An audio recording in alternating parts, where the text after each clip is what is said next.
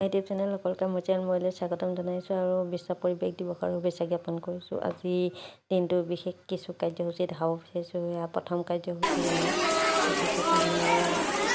দ্বিতীয় কাৰ্যসূচী ধুনীয়াকৈ সজাই পেলাইছে বস্তুখিনি ছাত্ৰ ছাত্ৰীসকলে বনাইছে আৰু অভিভাৱকসকলেও বনাইছে বাৰু, কিন্তু ৰাতিপুৱা বৰষুণ দি থকাৰ কাৰণে ইমান ভালকৈ ভিডিঅ' কৰিব পৰা নগ'ল। যিমানখিনি পাৰিলোঁ ভিডিঅ' দেখুৱাইছোঁ। চাই থাকক আজিৰ ভিডিঅ'। যদি ভিডিঅ'টো চাই ভাল লাগে লাইক কৰিব, কমেণ্ট কৰিব, শ্বেয়াৰ কৰিব, ছাবস্ক্ৰাইব কৰিব।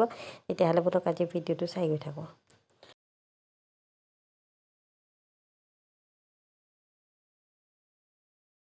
পিছতে গছপুলি ৰোপণৰ অকণমান দৃশ্য দেখুৱাইছোঁ। যিহেতু আজি বিশ্ব পৰিৱেশ দিৱস বুলি গছপুলি ৰোপণ কৰা হ'ল আৰু গছপুলি ৰোপণ কৰি পৃথিৱীখন সেউজীয়া কৰাৰ যি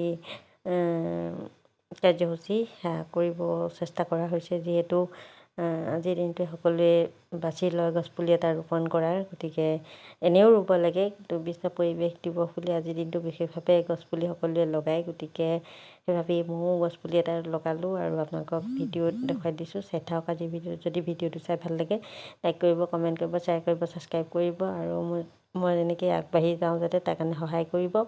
গতিকে চাই থাকক আজিৰ ভিডিঅ'টো। বিশেষ দেখাবলগীয়া একো নাই, বিশ্ব পৰিৱেশ দিৱস বুলি অকণমান দেখুৱালোঁ ভিডিঅ'টো। তেতিয়াহ'লে চাই থাকক।